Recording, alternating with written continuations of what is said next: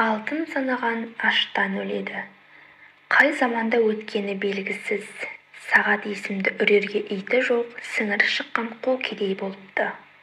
Ол бірде аштықтан көзі қарайып, басы ауған жаққа қаңғалақтап келе жатыпты.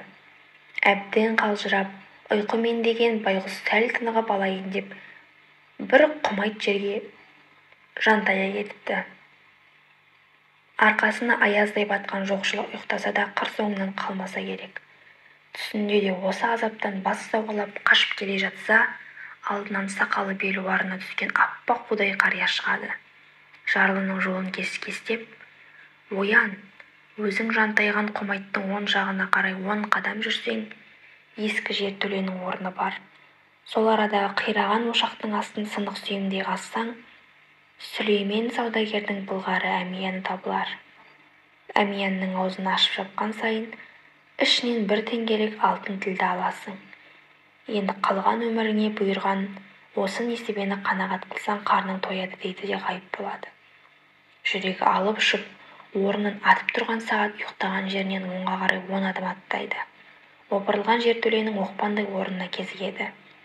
Құлаған ошақтың орнын тырналап қазып жатып, осыдан шалдың айтқандары расқа шығып, 1 тілді тапсам, тойынып тамақ ішермін. 2 тілді тапсам, дүние-ай бала-шағамның жүрегін жалғар едім. Егер 3 тілді жетсе, әйеліме арнап көйлек сатып алар едім деп қиялдайды. Шалдың берген аяны айнымай келеді де,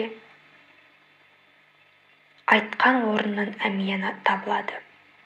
1 ашса 1 тілді, 2 ашса 2 тілді.